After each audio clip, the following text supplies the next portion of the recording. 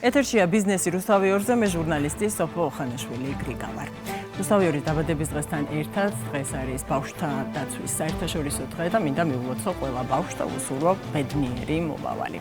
რაც შეეხება დღევანდელ თემას, დავიწყოთ DGG-ს გადამხდელი კომპანიების ბრუნვით. ამ მონაცემებმა წლიურად აპრილში 10.3%-ით გაიზარდა, ხოლო ახლა დარეგისტრირებული საწარმოების რაოდენობა 6200 შეადგინა. ეკონომიკის სამინისტროს შეფასებით მაღალი ეკონომიკური აქტივობა ექსპორტის ზრდამას განაპირობა 4 თვეში ექსპორტი 21%-ით გაიზარდა და $2 მილიარდ 440 მილიონ დოლარს მიაღწია. განსაკუთრებული ზრდა დაფიქსირდა ადგილობრივ ექსპორტში, სადაც 74%-ია მიმატება გვაქვს. საქსტატის მონაცემებით აპრილში ეკონომიკა 6.2%-ით გაიზარდა, ხოლო იანვარ-აპრილის საშუალო ეკონომიკურმა ზრდამ 8.3% შეადგინა. შავსიაში შეიძლება ის კომპანიების მოხვდნენ, რომლებიც კონსოლიდირებულ ტენდერში ხელშეკრულების გაფორმებაზე უარს იტყვიან, ან ვალდებულებებს არ შეასრულებენ. ცვლილება შესყიდვების სააგენტოს ბრძანებაში შევიდა და დღეიდან უკვე ძალაშია. ცვლილების მიხედვით განისაზღვრა ისეთი შემთხვევებიც, როცა კომპანიას შავსიაში რეგისტრაციის ნაცვლად მხოლოდ გაფრთხილება მიეცემა. მაგალითად, თუ მიმწოდებელს ხელშეკრულების ნახევარზე მეტი უკვე შესრულებული აქვს, ამ ბოლო წლებში სახელმწიფო ტენდერებში კეთილსინდისიერად მონაწილეობდნენ. ასევე პარლამენტმა უკვე მიიღო საკანონმდებლო ცვლილება, რომლის მიხედვით არაკეთილსინდისიერი მოქმედებისთვის კომპანიების შავსიაში ყოფნის ვადა 1 წლის ნაცვლად 2 წლით განისაზღვრა. აკრძალვა კომპანიის პარტნიორებზეც გავრცელდება.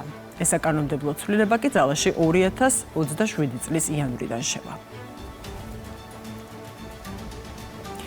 ტურიზმის სფეროში ახალი რეგულაციები ამოქმედდა. დღეიდან ტურისტული გიდები, ტუროპერატორები და ტურისტული სააგენტოები საქართველოს ტურიზმის ეროვნული ადმინისტრაციის სპეციალურ რეესტრში რეგისტრაციას ექვემდებარებიან. რეგისტრაციის ვალდებულების დარღვევისთვის 500 ლარიანი ჯარიმა განსაზღვრული, განმეორებითი დარღვევისთვის კი 1000 ლარი. თუმცა სანქციები მხოლოდ 2027 წლიდან ამოქმედდება.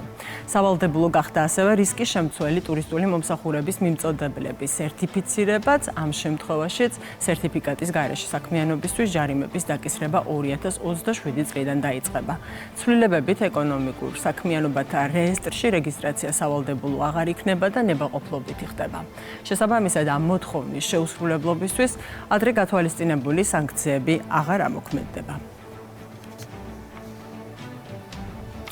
ონლაინ ვაჭრობა ყოველდღიურად უფრო პოპულარული ხდება და საქართველოში სულ უფრო მეტი ადამიანი ყიდულობს და იძენს ნივთებს საერთაშორისო ციფრული პლატფორმებიდან. დაბალი ფასები, ფართო არჩევანი და სწრაფი ხელმისაწვდომობა მომხმარებლისთვის ნამდვილად მიმზიდველია, თუმცა ამ პროცესს რისკებიც ახლავს. სწორედ ამ რისკებზე გაამახვილა ყურადღება ევროკავშირმა, რომელმაც ერთ-ერთი ყველაზე პოპულარული ჩინური ონლაინ პლატფორმა ტემუ ციფრული მომსახურების აქტის დარღვევისთვის 200 მილიონი ევროთ დააჯარიმა. გამოძიების მიხედვით პლატფორმაზე იყიდებოდა ისეთი პროდუქცია, რომელიც უსაფრთხოების მოთხოვნებს ვერ აკმაყოფილებდა და მომხმარებლისთვის, მათ შორის ბავშვებისთვის, საფრთხეს ქმნიდა.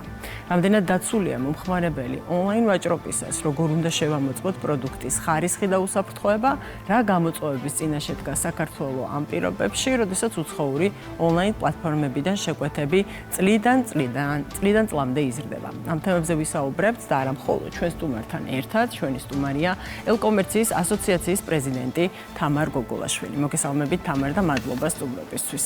მოგესალმებით, მივესალმებით თქვენს მაყურებელს და მადლობა მოწვევისთვის. თამარ, დავიწყოთ ამ ინფორმაციით, რომლის შესახებაც მაყურებელსაც ვუთხარით, რა გახდა დაჯარიმების მთავარი მიზეზი. მოკლე მინიშნება მეც გავაკეთე, რომ ვთქვათ, იყო დარღვევა უსაფრთხოების და საფრთხის შემცველ პროდუქციასთან დაკავშირებით, მაგრამ კონკრეტულად რა იყო ამის განმაპირობებელი მიზეზი? მინდა განმარტება გავაკეთო იმასთან დაკავშირებით, რომ ევროკავშირში 2022 წლიდან არის კანონმდებლობა, მოქმედებს კანონმდებლობა, რომელიც მომხმარებლების უფლებებს იცავს, არა მხოლოდ ევროკავშირში დარეგისტრირებული ონლაინ მაღაზიებისთვის, ასე ვთქვათ, მხრიდან, არამედ გლობალური მოთამაშეებისთვისაც მოქმედებს ეს წესები და კანონები. ონლაინ ვაჭრობას ეხება მთლიანად, ხო? დიახ, ეს ეხება ონლაინ ვაჭრობას და შესაბამისად ევროკავშირის, ასე ვთქვათ, კანონის თანახმად, ონლაინ მაღაზიებს, მათ შორის თემუს აქვს ვალდებულება, რომ გააკონტროლონ პროდუქციის ხარისხი და გამოაჩინონ საიტზე მხოლოდ ისეთი პროდუქცია, რომელსაც შესაბამისი სერტიფიცირება, შესაბამისი ხარისხის სტანდარტი გააჩნია.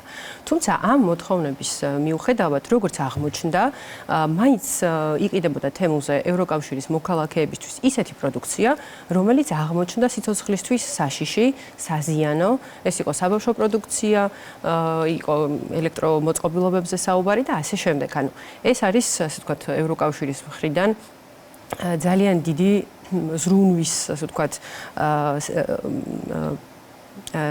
ზრუნვის ნაბიჯი თავისი მოსახლეობისთვის და ძალიან მნიშვნელოვანი არის, რომ ევროკავშირი ზრუნავს თავის მოქალაქეებზე. აი ძალიან საინტერესოა ეს დეტალი. ჯარიმ არ არის პატარა 200 მილიონია, მაგრამ არის თუ არა საკმარისი ბერკეტი იმისთვის, რომ მსგავსი ქმედება აღარ მოხდეს, ვთქვათ, ონლაინ პლატფორმებზე, განსაკუთრებით ისეთ მასშტაბურ ონლაინ პლატფორმაზე, რომელსაც მილიარდობით შემოსავალი აქვს. არის თუ არა ეს საკმარისი პრევენცია? რეალურად ევროკავშირმა ძალიან დიდი, ასე ვთქვათ, თანხა ჯარიმა დააწესა თემოს, თუმცა ამით არ შემოიფარგლა და მისცა გარკვეული ვადა იმისთვის, რომ გამოასწოროს აღნიშნული ხარვეზები. ამ შემთხვევაში, თუ არ გამოსწორდება, შესაძლოა კვლავ გაგრძელდეს სანქციები თემოს მიმართ. ეს არის ფინანსურ სანქციები, შეიძლება რამე აკრძალვა მოყვეს, ან დროებით შეჩერება, ან ხელმისაწვდომ აპლიკაციის შეჩერწვდომაზე.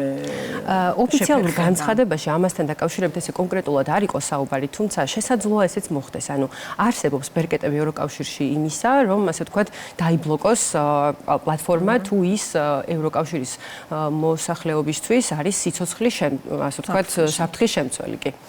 რაც შეეხება საქართველოს, ჩვენთან არის თუ არა რაიმე ესეთი მექანიზმი ჩადებული კანონმდებლობაში, რომელიც აკონტროლებს ამ ხარისხს? სამწუხაროდ ჩვენ ესეთი კანონმდებლობა არ გვაქვს. ნამდვილად ესე არის. სამწუხაროდ საქართველოს ჯერჯერობით არ აქვს ასეთი კანონმდებლობა, როგორც მოგახსენეთ, ევროკავშირშიც ახალი არის ეს და შესაბამისად გლობალური, ასე ვთქვათ, ვაჭრობის განვითარების კვალ ვითარდება კანონმდებლობა როგორც ევროპაში, ამერიკაში თუ ნებისმიერ ქვეყანაში, მსოფლიოში და ამ კუთხით საქართველოსაც აუცილებლად უნდა აუწყოს ფეხი ამ სტანდარტებს, ვინაიდან დღეს გლობალური ვაჭრობა საქართველოს ნახევარზე მეტს მოიცავს. ანუ უფრო მეტი მომხმარებელი შეიძენს მეტპროდუქციას უცხოური ონლაინ მაღაზიებიდან, ვიდრე ადგილობრივი ელ-კომერციის საიტებიდან. ეს ნიშნავს იმას, რომ თუ ჩვენ გვაქვს კანონი, რომელიც მომხმარებელს იცავს ადგილობრივი ონლაინ მაღაზიების შემთხვევაში, ჩვენ არ გვაქვს ბერკეტი საკმარისი იმისთვის, რომ ნახევარზე მეტი ჩვენი მომხმარებლების დავიცვათ, ასე ვთქვათ, გლობალური e-commerce-ის ფარგლებში, როგორც დაბრუნების, ხარისხის კონტროლის თუ სხვა მიმართულებებით, ასევე განსაკუთრებით უსაფრთხოების სტანდარტის მიხედვით. ვინაიდან ამ პლატფორმებზე განსაკუთრებით თემუზე, ხო, ანუ სხვადასხვა პროდუქცია დევს განსხვავებული ტარიფებით, განსხვავებული ფასებით, ხო, მომხმარებელი შეამჩნევდა, რომ ერთი და იგივე ნივთი შეიძლება იაფიც ღირდეს, ძვირიც ღირდეს, საქართველოშიც გარკვეული ფასი კონდეს, უფრო ძვირი ღირდეს მაგალითად, ამ ფასს განაპირობებს ძირითადად ხარისხი.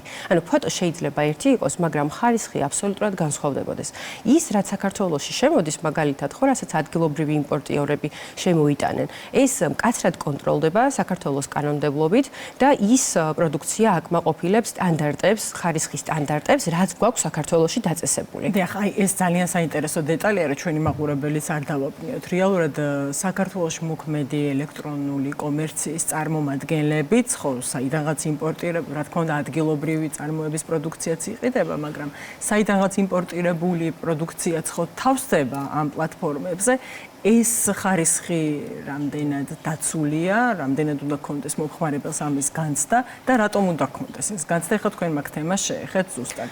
როგორ მოწმდება, აი მკაცრად მოწმდებაო თქვენ თქვით და რას გულისხმობს ეს მკაცრი მონიტორინგი და შემოწმება? არსებობს სახელმწიფო უსაფრთხოების სტანდარტი და შესაბამისად ნებისმიერი პროდუქცია, რომელიც შემოაქვს იურიდიულ პირს, მათ შორის ჩვენს იმპორტიორებს საქართველოს ტერიტორიაზე, არის აუცილებლად სერტიფიცირებული, განსაკუთრებით ყურადღება ექცევა საბავშვო პროდუქციას, ისეთ პროდუქციას, რომელიც დაუშვათ რაღაცა საფრთხის შემცველ ნივთიერებებს შეიძლება შეიცავდეს და ასე შემდეგ. შესაბამისად, ჩვენ საქართველოს კანონმდებლობა გვიცავს მომხმარებლებს და მოსახლეობას სწორედ იმისგან, რომ საზღვარზე არ შემოვიდეს პროდუქცია ოფიციალური, ასე ვთქვათ, იურიდიული პირებისგან, რომელიც ჩვენს მოსახლეობას ავნებს. მაგრამ ესეთი ბერკეტები სამწუხაროდ არ გვაქვს ონლაინ კომერციის შემთხვევაში. ანუ ჩვენ ხედავთ დაუშვათ მონაცემებს, რომ სურსათის უნებლობის სააგენტო პერიოდულად იღებს მონაცემებს ბაზრიდან იღებს პროდუქციას, რომელიც არის საფრთხის შემცველი და ასე შემდეგ. ხო, ანუ სხვადასხვა სიუჟეტებიც გავიდა ამასთან დაკავშირებით. თუმცა საიდან ხდება ბაზარზე ეს პროდუქცია, ეს არის გასაკვირი, ხო? იმიტომ რომ იურიდიულ პირებს რომ შემოაქვთ, ამას აკონტროლებს საბაჟო. შესაბამის სერტიფიკატებს, პროდუქციის ხარისხს და ასე შემდეგ, მაგრამ ერთ-ერთი, ასე ვთქვათ, გაუკონტროლებელი არხი სწორედ ეს ელექტრონული კომერცია არის და ძალიან მნიშვნელოვანი არის, რომ ყურადღება მივაქციოთ ამ მიმართულებას, ვინაიდან IAP შეიძლება კარგი იყოს, მაგრამ ეს არ უნდა მოხდეს ჩვენი სიცოცხლით, ჩვენი ჯანმრთელობის ფასად, განსაკუთრებით საყურადღებოა საბავშვო პროდუქცია ორსულებისთვის, ვინაიდან ამას ჩვენი ოჯახის წევრები მოიხმარენ და ძალიან მნიშვნელოვანია, რომ ის ელემენტარული სტანდარტები, რაც მოსახლეობის ჯანმრთელობას უზრუნველყოფს და უსაფრთხოებას, აუცილებლად უნდა იყოს დაცული. ანუ ჩვენ რა არის ამისთვის საჭირო? კანონმდებლობა უნდა შეიმუშაოს სახელმწიფომ და მიდის თუ არა მუშაობა? კანონმდებლობა უნდა შეიმუშაოს აუცილებლად სახელმწიფომ. ჩვენ გქონდა კომუნიკაცია, თუმცა მე ვფიქრობ, რომ ახლა ისეთი ეტაპი არის, რომ ვფიქრობ, უფრო კარგად უნდა დავანახოთ ჩვენ სახელმწიფო უწყებებს ის თუ რამხელა რისკის შემცველი არის ზოგადად გლობალური კომერცია და რამდენად მნიშვნელოვანი არის, რომ ის რა წესებსაც ემორჩილებიან ადგილობრივი ონლაინ კომერციის წარმომადგენლები, ეს შეზღუდვები იქნება თუ წესები თამაშის, ხო, აუცილებლად უნდა გავავრცელოთ საერთაშორისო გლობალურ მოთამაშეებზეც, იმისთვის, რომ ჩვენი მომხმარებელი, ჩვენი მოსახლეობა დავიცვათ ნებისმიერი პლატფორმისგან, ხო? ანუ ეს ძალიან მნიშვნელოვანი არის. არის ამაზე კომუნიკაცია თქვენი ასოციაციის მხრიდან სახელმწიფოსთან? ჩვენ ინტენსიურად გვაქვს კომუნიკაცია ამასთან დაკავშირებით, ჯერჯერობით მხოლოდ მოლაპარაკების ფარგლები გვაქვს, მაგრამ ვფიქრობთ, რომ ამ კუთხით უნდა გავაგრძელოთ მუშაობა. ვფიქრობ, რომ ევროკავშირის ეს ნაბიჯით დაანახებს სხვადასხვა ქვეყნებს და მათ შორის საქართველოსაც, რომ ძალიან მნიშვნელოვანი არის ელექტრონული კომერციის მიმართ მიდგომა ცოტა შეიცვალოს და გამკაცრდეს გლობალური პლატფორმების მიმართ და შესაბამისად ვიმუშაოთ ამ მიმართულებით. ბოლო კითხვა მინდა უცებად დაგისვათ, იმიტომ რომ ჩვენ ბევრი ვისაუბრეთ იურიდიული პირების მიერ შემოტანილი პროდუქციის გაკონტროლებაზე, მაგრამ ეხლა ყველანი ყოფილვართ მომხმარებლები, შესაძლებელია ყველა არა, მაგრამ ნაწილი ჩვენი მაყურებლის მათ შორის, როდესაც ფიზიკურ პირებს შემოაქვთ პროდუქცია და ისინი აკეთებენ ონლაინ კომერციის გვერდებს და ამ პროდუქციას ყიდიან, ეწევიან სამეცა კომერციულ საქმიანობას. ამ შემთხვევაში და რამდენი წილი, რა წილი უკავია მთლიანად იკომერციის ბაზარზე, თუ გაქვთ ესეთი მონაცემები და ვთქვათ, რა საფრთხეს წარმოადგენს ასეთი ვაჭრობა. ჩვენ სამწუხაროდ ამასთან დაკავშირებით ინფორმაციას არ ვფლობთ, იმიტომ რომ მსგავსი კვლევები არ ტარდება. ანუ ეს არის ეგრეთ წოდებული ჩრდილოვანი ეკონომიკა, რომელსაც მე დარწმუნებული ვარ, შემოსავლების სამსახურიც ვერ აღრიცხავს.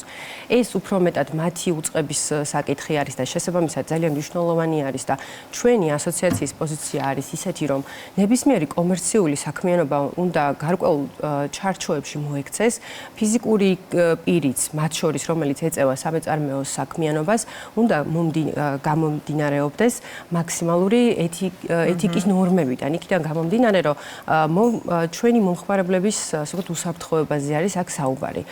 პროდუქციის უსაფრთხოებაზე და შესაბამისად მნიშვნელოვანია, რომ ეს წესები აუცილებლად ყველამ დაიცვას. იქნება ეს ფიზიკური პირი, იურიდიული პირი თუ ასე შემდეგ. ძალიან დიდი მადლობა თამარ, კიდევ ბევრი კითხვა დამრჩა, მაგრამ სამწუხაროდ დროის სიმცირის გამო უნდა დაგემშვიდობოთ, მაგრამ შევხვდებით არაერთხელ ძალიან საინტერესო თემებით. ჩვენს მაყურებელს ვეთყვი, რომ ჩვენი სტუმარი იყო ელკომერციის ასოციაციის პრეზიდენტი თამარ გოგოლაშვილი. ჩვენ განვაგრძობთ ეთერს სხვა თემით. თუ მართვის მოწმობა გაქვთ ასაღები და გეგმავთ გამოცდაზე გასვლას, ეს ამბავი თქვენთვის ძალიან საინტერესო და სასარგებლო იქნება 1 ივნისიდან, ანუ დღეიდან ავტოსატრანსპორტო საშუალების მართვის უფლების მისაღებ პრაქტიკულ გამოცდასთან დაკავშირებით ამოქმედება ცვლილება, რომლის მიხედვითაც ორშაბათიდან პარასკევის ჩათვლით მხოლოდ გეგმური გამოცდები ჩატარდება, არაგეგმიური გამოცდის ჩაბარების საშუალება კი მოქალაქეებს მხოლოდ შაბათს ექნებათ. 2026 წლის პირველ კვარტალში ბათუმში გაყიდული ბინების რაოდენობა 4000-ს გადააჭარბა, რაც წინა წელთან შედარებით 16%-ით მეტია. გალთენთა გართის კვლევის თანახმად 2026 წლის პირველ კვარტალში ბათუმში უძრავ ქონებაზე მოთხოვნა მაღალ დონეზე შენარჩუნდა. ტრანზაქციების რაოდენობა გაიზარდა როგორც პირველად, ასევე მეორად ბაზარზე. მიუხედავად პირველად ბაზარზე გაზრდილი გაყიდვებისა, ეს დონე ისევ მნიშვნელოვნად ჩამორჩება 2022-23 წლების რეკორდულ ნიშნულს. ხოლო გასაყიდი ბინების რაოდენობა ზრდას განაგრძობს, რაც ხაზს უსვამს ჭარბი მიწოდების რისკებს. ამ ფონზე პირველად ბაზარზე ფასი ზრდის მაღალი ტემპია, თუმცა საინვესტიციო ბანკის პროგნოზით მიმდინარე მშენებლობების დიდმა მოცულობამ და ქირის შემოსავლიანობის სტაბილურმა შემცირებამ შესაძლოა მასზე წნეხიც მოახდინოს. გლობალური ფინანსური გიგანტი თეზერი, რომელმაც მსოფლიოში ციფრული ფულის მოძრაობის წესები მნიშვნელოვნად შეცვალა, საქართველოსთან თანამშრომლობას იწყებს. რატომ გახდა საქართველო ასეთი მსხვილი მოთამაშის ინტერესის საგანი? რას ნიშნავს ქართული ლარის ციფრული ანალოგის შექმნის იდეა და შეიძლება თუ არა ეს ქვეყნის ახალი ფინანსური ეტაპის დასაწყისი იყოს? ამ თემებზე უფრო მეტს რუბრიკიდან ინოვაციური ეკონომიკა გავიგებთ. გადაწყვეტილებები, რომლებიც ქმნის საქართველოს ციფრულ მომავალს. ინოვაციური ეკონომიკა. მოგესალმებით, ეთერშია რუბრიკა ინოვაციური ეკონომიკა. რუბრიკის ფარგლებში დღეს ჩემი სტუმარია პარლამენტის წევრი ბატონი ვაკო თურნავა. მოგესალმებით ვაკო. პირველ რიგში დიდი მადლობა გადაცემაში მონაწილეობისთვის. თქვენს მადლობა მოწვევისთვის. დღეს ვსაუბრობთ ძალიან საინტერესო თემაზე. რამდენიმე დღის წინ საქართველოს საერთაშორისო ფინანსური მედიის ყურადღების ცენტრში აღმოჩნდა, გამოცხადდა ტეზერთან ერთად ქართული ლარის სტეიბლკოინის შექმნა. რამდენად ისტორიულ მოვლენასთან გვაქვს საქმე და რას ნიშნავს ეს ქვეყნისთვის? მოგესალმებით კიდევ ერთხელ. კი, ნამდვილად საქართველოში შემოვიდა ტეზერი, უბრალოდ მანამდეც იყო შემოსული, სხვა ინვესტიციები ჰქონდა, უკვე 100 მილიონზე მეტი ინვესტიცია აქვს ტეზერს გაკეთებული სხვადასხვა კომპანიებში, სტარტაპ კომპანიებში. საქართველოში უკვე პირველი ქვეყანა არის, ერთ-ერთი მოწინავე ამერიკის გარდა, ჯინიუს აქტის გარდა, რომელიც საქართველოს დაუშვა, შეითანხმა ჯელტის გამოშვება. ეს არ არის რამე ექსკლუზივი, ამაზე პარლამენტმა იმუშავა, მიცა უფლება ეროვნულ ბანკს შესაძლებლობა ქონოდა დაერეგულირებინა სტეიბლკოინების გამოშვება. ტეზერი არის ერთ-ერთი ყველაზე დიდი კომპანია ზოგადად სოფლიოში და მით უმეტეს ამ სფეროში. შარშან თუ არ ვწდები, ტეზერს ჰქონდა 23 ტრილიონი ბრუნვა, რაც მიანიშნებს კომპანიის სიდიდეზე და ამ კომპანიამ მაიჩია ჩვენი ქვეყანა. დღეს უკვე ვიცით, რომ ტეზერი მხოლოდ კრიპტოკომპანია არ არის. რას ნიშნავს ქვეყნისთვის ეს თანამშრომლობა და როგორ გახდა საქართველოს მათთვის სანდო და მნიშვნელოვანი პარტნიორი?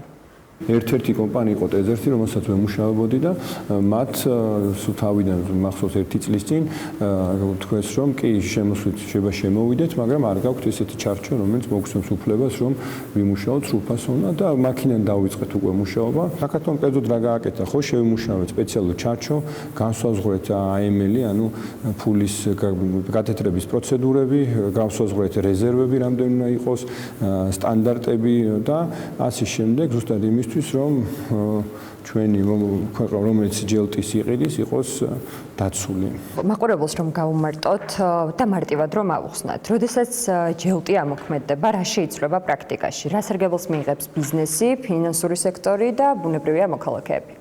ბლოკჩეინი ინფრასტრუქტურა ზოგადად ქმნის ძალიან ბევრ ბენეფიტებს. უკვე აქედან გამომდინარე შეიქმნას ბევრი მაღალანაზღაურებადი სამუშაო, ინვესტიციებს ხელს შეუწყობს, უფრო სწრაფი გახდება და ასევე საგანძღაო შემოსავლებს და ასე. ანუ ბევრი ბენეფიტი მოყვება ამას, აჩქარება პროცესის, ბევრად სწრაფი და მომგებიანი იქნება უკვე მომხმარებლისთვის. განცხადებაში მკაფიოდ არის აღნიშნული და განსაკუთრებული აქცენტი გაკეთდა ამერიკულ რეგულაციებთან, მათ შორის ჯინიუს აქტთან შესაბამისობაზე. აი ამაზე რომ ვისაუბროთ, რამდენად მნიშვნელოვანია, რომ საქართველოს თავიდანვე გლობალური ფინანსური წესების შესაბამისად აშენებს ამ სისტემას? ჩვენ სხვადასხვა ქვეყნების ამ შემთხვევაში Genius Act-ი არის ამერიკაში, რომელიც არეგულირებს stablecoins, ზუსტად თანხმდრაშია რეზერვების ნაწილში, თქვენ რომ თქვენ რაღაც 100 ლარი გიდევთ ბანკში, რეალურად ის რეზერვი ბანკს არ აქვს მოთხოვნა, რომ გინდათ რა 100 ლარი რახან თქვენ გიდევთ, ზუსტად იგივე შესაბამისო 100 ლარი ედოს ბანკში, თუ არ ვშტები 12.9% არის ეს სარეზერვო თანხა, ანუ რეალურად თქვენი თანხა ციფრულად კი ჩანს, რომ ინტერნეტ ბანკში რო გახსნით 100 ლარი ამან იგრძებს 12.5, რომ ჩვენმა სტანდარტი არის ეროვნულ ბანკმა დაასკვნა რომ ეს თანხა მიახლოებით არის ის ოდენობა რომ ლიკვიდირება მართო. ჩვენმა მოქალაქეებმა არ დაკარგონ თანხა. მადლობა. დღეს თავისუფლად ვსაუბრობთ უკვე იმ შედეგებზე, რომლებიც თვალსაჩინოა უკვე ქვეყნისთვის. ბოლო წლებში საქართველო თანმიმდევრულად ცდილობს ინოვაციური ეკონომიკის, ფინტეკისა და ციფრული აქტივების მიმართულებით რეგიონში ერთ-ერთი ყველაზე პროგრესული ქვეყანა იყოს. ჩვენ ვიცით, რომ საქართველოს ხელისუფლება და ეროვნული ბანკი უკვე წლებია თანმიმდევრულად მუშაობენ ამ მიმართულებით. შეიძლება ითქვას, რომ ჯელტის სწორედ ამ დიდი სტრატეგიის უკვე პრაქტიკული შედეგია. რა თქმა უნდა, ეს ერთ დღეში არ მომხდარა. ეს არის შედეგი ბევრი მუშაობის, თავიდან კონსულტაციების, როდესაც უყურებთ სოფლიოში 20-ში ეს კომპანია, უცბად ფინტეკ კომპანია, როდესაც ამ ხელა წარმატებას ახსენებს, დღეს მიახლოებით 200 მილიარდი ღირს ეს კომპანია და რა ბენეფიტები მოაქვს ამ სხვა ქვეყნებში, რა თქმა უნდა, ჩვენც გქონდა ამბიცია, რომ ესეთი დიდი გიგანტი კომპანია ყოფილიყო ჩვენ რეგიონში შემოსული სრულფასოვნად, ამიტომ ჩვენ მოგვიწია გავიაზრეთ, გადავახალისეთ ჩვენ საკანონმდებლო ცვლილებები, ეროვნულმა ბანკმა თავის მხრიდან იმუშავა. ზოგადად ეს არის ჩვენი ეკონომიკის ციფრული ხედვის ერთ-ერთი ნაწილი არის, რომელშიც მე მოგეხსენებათ, ჩემ წარსულიდან დიდი გამოცდილება მაქვს და ზუსტად ერთ-ერთი ნაბიჯი არის იმისთვის, რომ ჩვენი ქვეყანა იყოს კიდევ უფრო წარმატებული, ზუსტად 1.2 მილიარდი ლარი იყო მარტო IT აუთსორსინგიდან, IT სექტორიდან შემოსული. ეს არის ზუსტად ის ხედვა, რაც ჩვენ ქვეყანას აქვს. როგორ ფიქრობთ, რამდენიმე წლის შემდეგ, რო გადავხედოთ ამ პერიოდს, შეიძლება ეს პერიოდი სწორედ შეფასდეს ისე, როგორც ერთ-ერთი ყველაზე გარდამტეხი ეტაპი საქართველოს ეკონომიკური განვითარების პროცესში? რა თქმა უნდა, ერთ-ერთი ძლიერი საფინანსო სექტორი ჩვენს ქვეყანაში ყოველთვის ძლიერი იყო, ეხლა ძლიერი, კვლავ ძლიერი ბანკები. ბოლო 30 წლის განმავლობაში არ ყოფილა რომ იმეს რამე დეპოზიტი დაეკარგა, ამიტომ რა თქმა უნდა ეს სექტორი უნდა განვითარდეს, უნდა წინ წავიდეს და მე თუ პირადად ვკითხავთ, რა თქმა უნდა, ვფიქრობ რომ ტექნოლოგიებში არის მომავალი. მადლობა თქვენი დროისთვის. მე მაყურებელს შევახსენებ, რომ ჩემთან ერთად იმყოფებოდა საქართველოს პარლამენტის წევრი ვაკო თურნავა. გადაწყვეტილებები, რომლებიც ქმნის საქართველოს ციფრულ მომავალს. ინოვაციური ეკონომიკა. და ბოლოს ნახოთ როგორია ლარის ოფიციალური გაცვლითი კურსი. ოფიციალური გაცვლითი კურსით 1 დოლარი 2 ლარი და 77 თეთრი ღირს, ევრო 3 ლარი და 11 თეთრი. ლარი დოლართან გამყარდა, ევროსთან კი გაუფასურდა. ჩვენმა ეროვნულმა ვალუტამ პოზიციები ოდნავ დათმო რუსულ რუბლთან, ლირასთან კი გაცვლითი კურსი უცვლელი დარჩა. 1 თურქული ლირა ისევ 6 თეთრად ივაჭრება, 100 რუბლის ფასი კი 3 ლარი და 77 თეთრია. 1 აზერბაიჯანული მანათი 1 ლარი და 57 თეთრი ღირს, 1000 სომხური დრამი 7 ლარი და 27 თეთრი. ლარი გამყარდა დრამთანაც და მანათთანაც. ბიზნესი რუსთავიორზე ამით დასრულებულია. მადლობა რომ გვიყურებთ, შევხვდებით ხვალ. თქვენ კი დარჩით რუსთავიორზე.